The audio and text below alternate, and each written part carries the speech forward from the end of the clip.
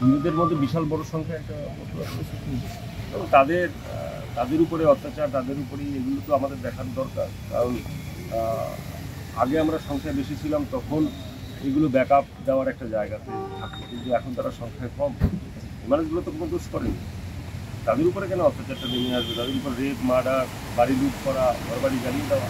এবং এগুলোর মেইন হচ্ছে যে সংখ্যালঘু যারা আছে বাংলাদেশে, হিন্দু যারা আছে, তাদের সম্পত্তি লুট করে নেওয়া, গণিমতির মাল ভেবে। এটাই হচ্ছে সবথেকে বড় চিন্তার ব্যাপার। এটাতে প্রতিরোধ করার দরকার, প্রতিবাদ করার দরকার। এটাকে খুব তাড়াতাড়ি সে জিওপলিটিক্সের মাধ্যমেও কি অন্য কোনো কিছুর মধ্যেও এটা অতি শীঘ্র বন্ধ করে। আমাদের কথা আমাদের যিনি রাষ্ট্রমন্ত্রী আছেন এবং আমাদের রাজ্যের সব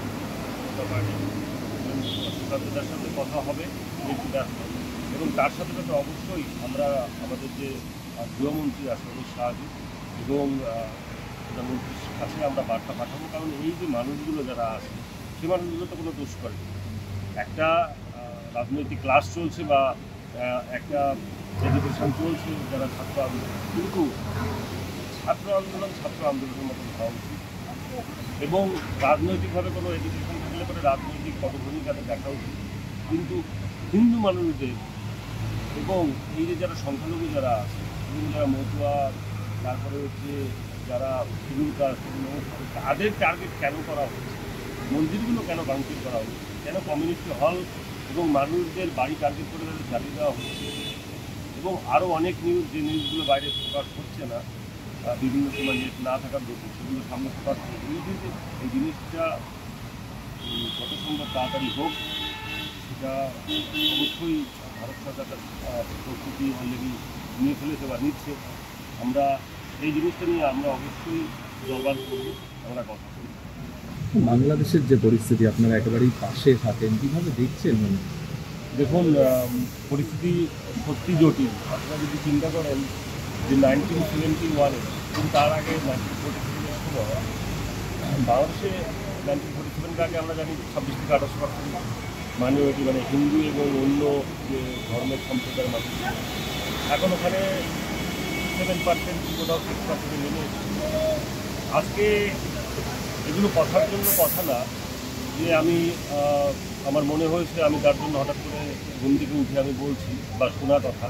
আপনারা দেখেছেন ভিডিও ফুটেজ, আপনারা দেখেছেন বিভিন্ন জায়গার পিকচার, এবং সোশ্যাল মিডিয়া থেকে শুরু করে সবাই আজকে সারা পৃথিবীর মানুষের কাছে পরিষ্কার হয়ে গেছে যে বাংলাদেশের হিন্দু লুণ্ঠনচোর, ঘরবাড়ি জ্বালিয়ে দেওয়া, তাদের মেরে ফেলা, এবং আগের যে গভর্নমেন্ট ছিল আওয়ামী লীগের সাথে সম্পর্ক থাকার কারণে বিভিন্ন জায়গাতে করে বাড়িতে আক্রমণ করা, হিন্দু মন্দিরগুলো জ্বালিয়ে দেওয়া, কমিউনিটি হলগুলো ভেঙে ফেলা। এই যে একটা যাকে বলে এথনিক ক্লেনজিং যেটাকে বলে, সেরকম একটা ঘটনা, সেরকম একটা ম্যাটার চলছে আজকে বাংলাদেশে। সেটা সত্যিই আমাদের উদ্বেগের কারণ। কারণ এই যে মানুষগুলো আছে, এই মানুষগুলো এপার বাংলা এবং ভারতবর্ষের প্রচুর মানুষ যারা আছে, যাদের রিলেটিভ আজকে, যাদের কেউ না কেউ থাকে বা পুরনো ঘর বাড়ি আছে, যাদের এখন বাপ থাকে, আজকে সেই মানুষগুলো চিন্তায় আসেন।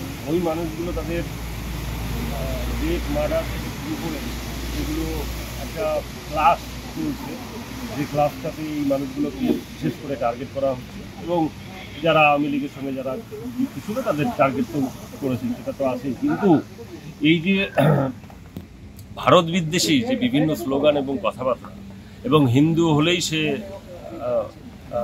যে ভারতবর্ষ, মানে ভারতের সঙ্গে যে একটা লিঙ্ক আপ আছে, এই চিন্তাধারার উপর বেস করে ওখানে যারা সন্ত্রাসবাদী সংগঠন থেকে শুরু করে বিভিন্ন জায়গাতে যে কার্যকলাপ চলছে, অ্যাজ এ বাঙালি হিসাবে, এবং আমার যেহেতু বাপ ঠাকুরদার পুরনো বাড়ি রয়েছে বাংলাদেশে, এবং প্রচুর সংখ্যায় মতুয়া এবং সেই এখানকার উদ্বাস্তু মানুষদের অনেক ঘর সম্পত্তি থেকে শুরু করে পরিবার ওখানে রয়েছে, সত্যি একটা চিন্তার ব্যাপার, খুবই চিন্তার ব্যাপার যে আবার নতুন করে সেই ৭১-এর এবং ৪৭-এর জিনিস কিন্তু আবার শুরু হতে যাচ্ছে। এটা আমরা পূর্বাভাস পাচ্ছি। আপনাদের মতুয়ার যে মানুষজনরা রয়েছেন বা আপনাদের পূর্বপুরুষরা, হ্যাঁ, কথা বলতে পেরেছি বলতে কথা হয়েছে, অনেক কয়েকবার কথা হয়েছে। ওখান থেকে ফোনও আসছে এবং আমাদের ওখানে যে পুরনো বাড়ি রয়েছে সেই বাড়ির যারা ফ্যামিলি পার্সন আছে তাদের সাথে কথা বলেছি, তাদের ওয়েলবিং জিজ্ঞেস করেছি, কী পরিস্থিতি আছে তার দিয়ে খোঁজখবর নেওয়া এবং যেখানে যতদূর সম্ভব সেখানে খোঁজখবর নেওয়া যে তারা কীরকম পরিস্থিতিতে আছে। এবং এখান থেকেও আমাদের এই ওয়েস্ট বেঙ্গল এবং ভারতবর্ষের বিভিন্ন জায়গা থেকেও ফোন আসছে যে মধ্যমর সঙ্গে পদাধিকারী হিসাবে এবং তার সাথে সাথে আমাদের যারা মধ্য ভক্ত যারা রয়েছে তারা কী পরিস্থিতিতে আছে সেগুলো আমরা অনবরত আমরা বিভিন্ন মাধ্যমের মধ্যে দিয়ে আমরা খোঁজখবর নেওয়ার চেষ্টা করছি তাদের